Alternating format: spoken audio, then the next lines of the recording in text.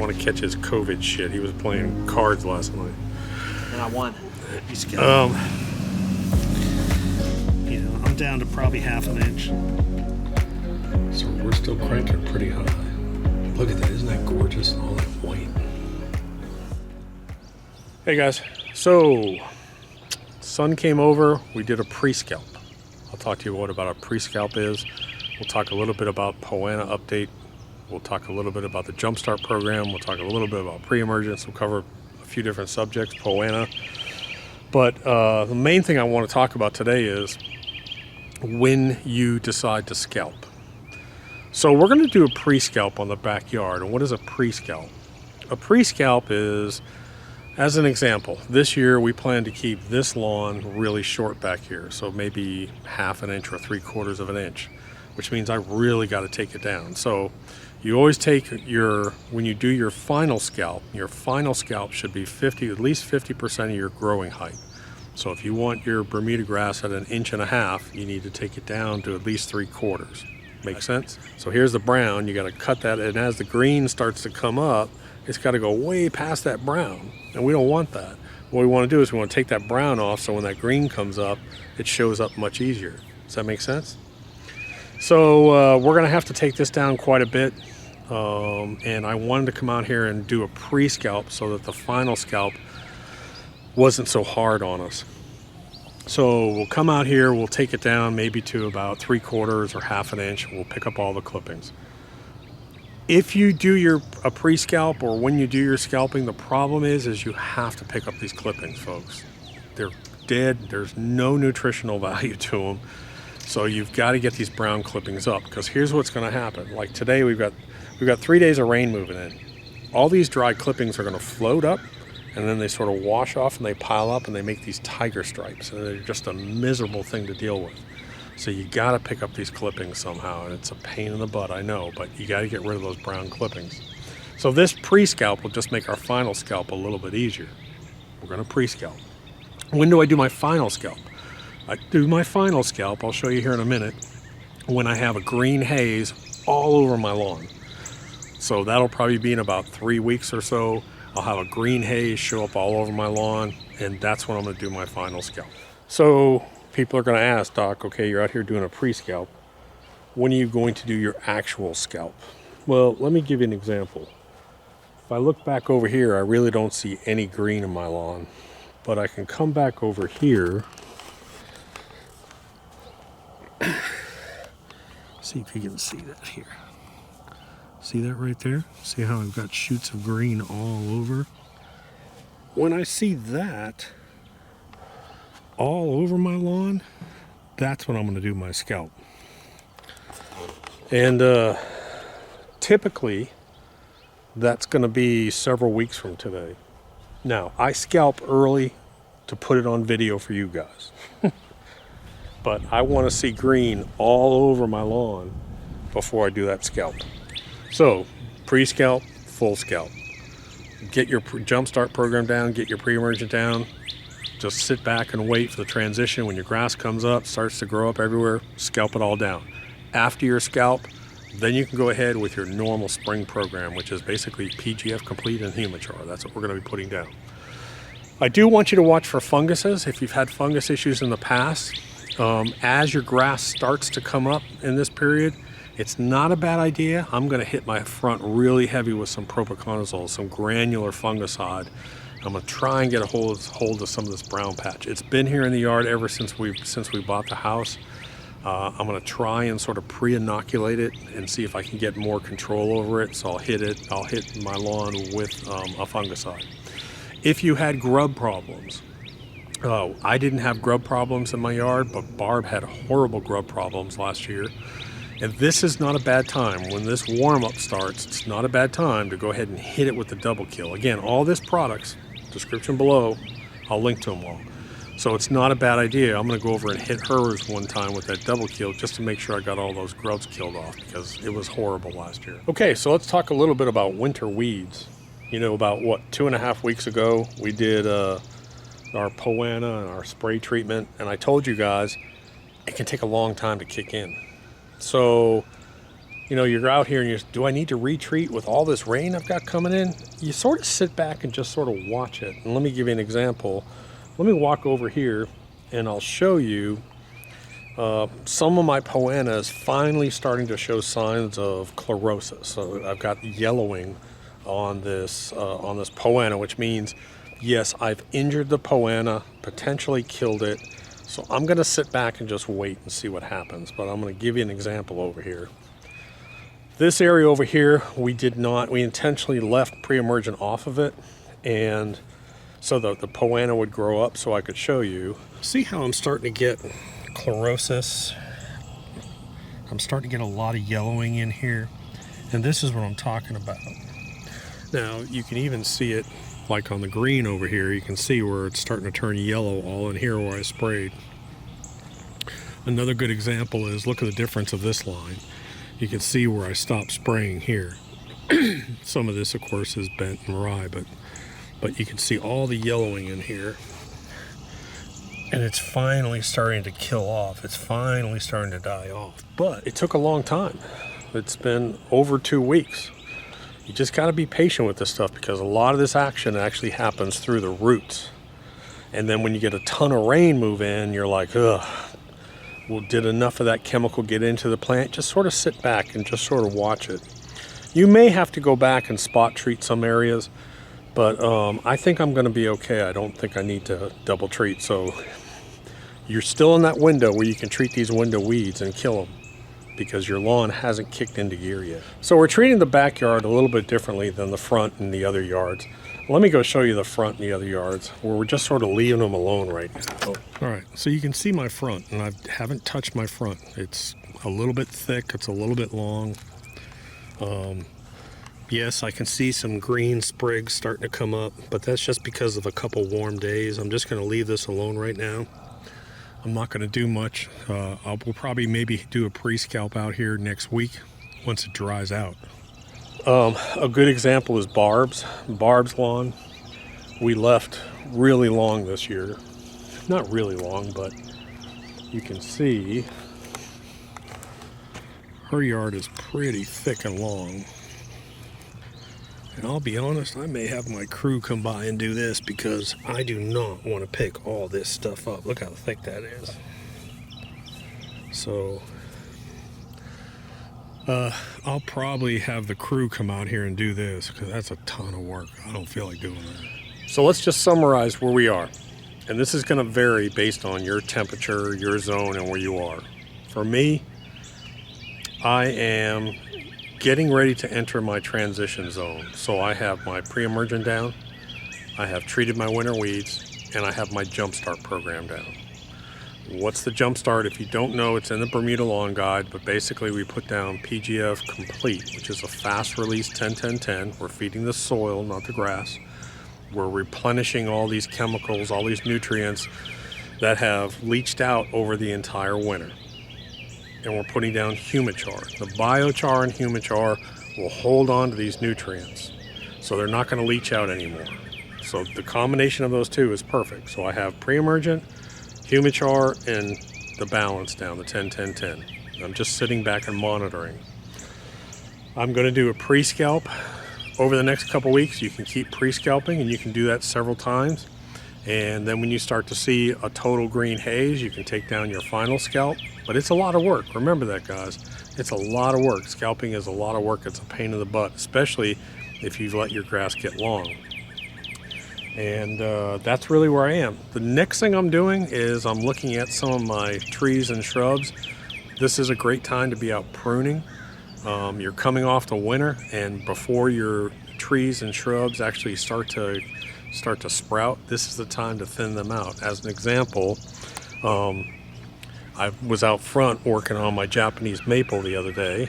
I got it all trimmed up, and then my son came out and we whacked off these knockout roses. Like if you have what's this, Rose of Shannon or whatever it is, I call it a fake hibiscus. Trees like this is actually a shrub, it's not a tree, but this thing gets super heavy. So this is a real good time to come in here and thin this out before it actually starts to sprout. Same thing, I've got flowering pear trees back there. This is a good time to be doing all your trimming. Get those shrubs, trees, get them all trimmed up. Not a bad time to do that either. So I'm dealing with some fungus issues that I don't have in the rest of my yard on this green. There's a dew on top of the grass, and I sprayed it with propiconazole, a fungicide. So what I want to do first before I'm going to actually catch the clippings, and I don't want to catch that propiconazole. So I'm going to blast the dew and stuff down into the ground first. Then I'm probably going to put the catcher on it and cut the green.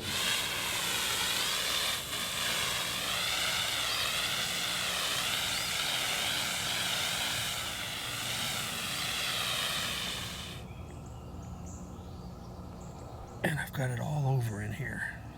So this is one reason why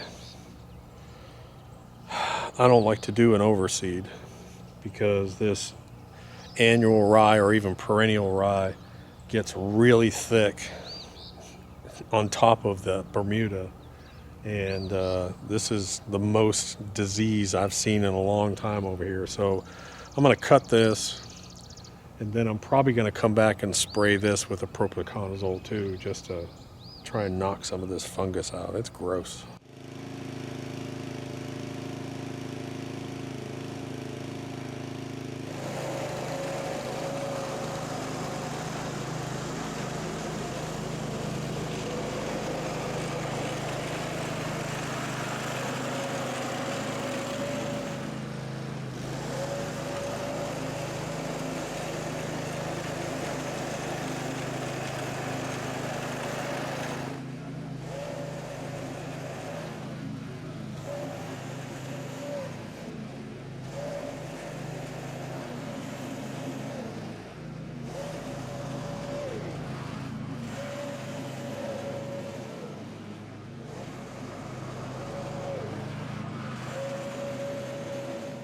It's nowhere near putting, obviously, but sure looks pretty. So we'll see what happens. We'll see what happens with the transition here from this corner doesn't get sunlight during the wintertime, and we've had a ton of rain. So we'll see how this fungus holds up. What I'll probably end up doing is we'll probably do a core aeration, another fungicide treatment, go back and fill those core holes up with sand, see if that'll help. But like I said, this is a mysterious fungus. I talked about it the other day.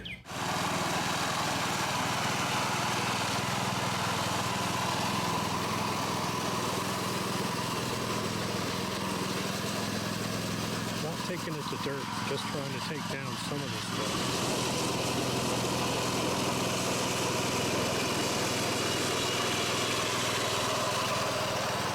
What I got to do is I got to follow up with the John Deere with the bagger unit, because I got a couple days of rain moving in, and I'll have those zebra stripes, clipping stripes all over my lawn.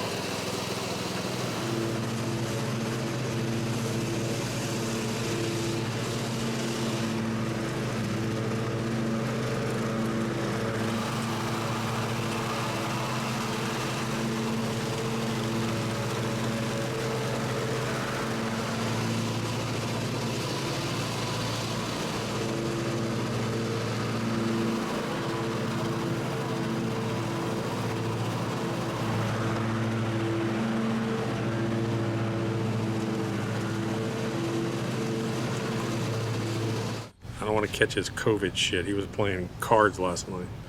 And I won.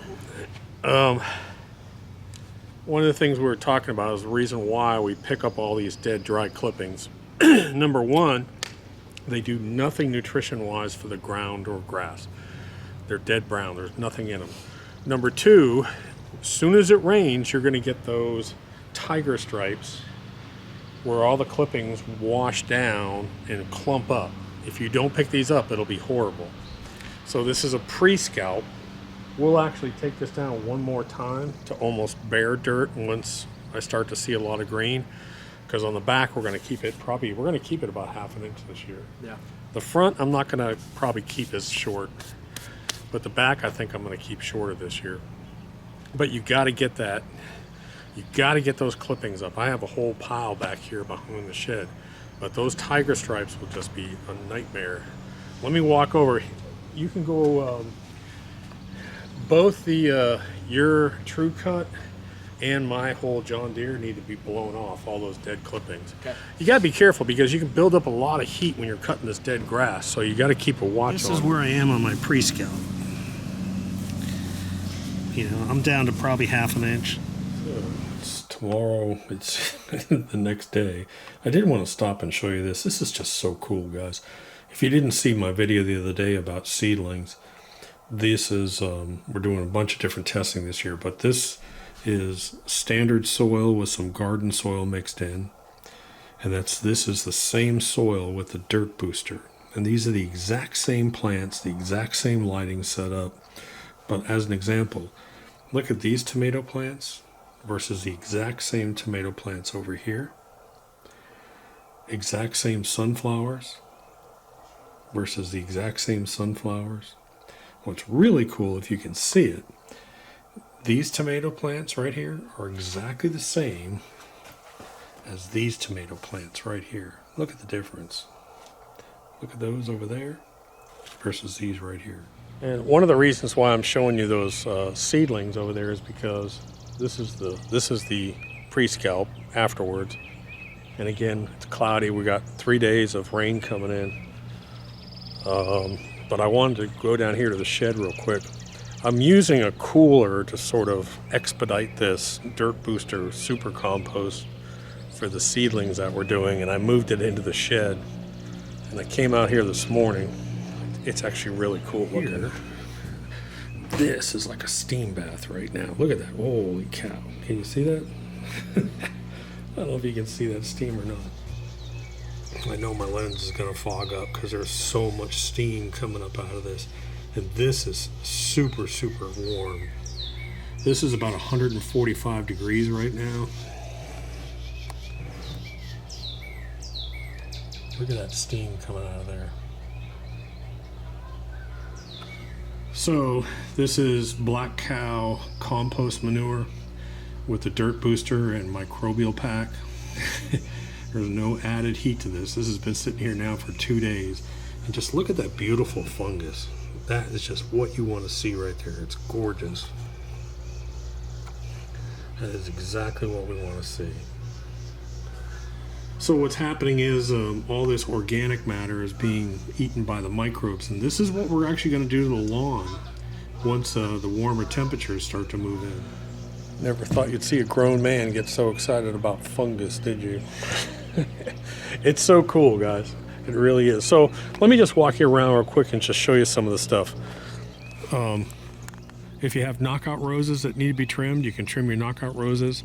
These are my banana plants. We've pulled off all of the heavy mulch, and you can see that these are starting to pop up now. So I've got to get all this heavy mulch so these things don't start to rot.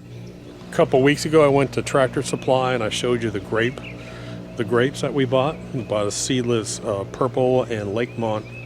I guess you call them. I don't know what color they are. They're not purple though. You can see I planted the grapes right in here. And you can see they're actually starting to grow a little bit. So I've got a grape, and a grape. And what we're going to do is we're going to come in here, we're going to do flowers inside of here, and then we'll mulch this whole thing. And then I'll probably build sort of a half little trellis in here for these grapes. See all my green popping up here? See all that green? Well, when my whole yard starts to do that, when the whole yard starts to go like that, that'll probably be in a couple weeks. That's when I'll do my full scalp. After I do my full scalp, I'll put more Humichar and then PGF Complete after I get that all done. I really wouldn't mind doing some leveling right after that too. Just because you don't level your grass, you level your soil. And if you've got your all scalped out, I really would like to do some leveling while I have this grass really short. So anyways, guys, that's pretty much it. Pre-scalp, scalp, you know what you're doing. I'll talk to you later. Doc.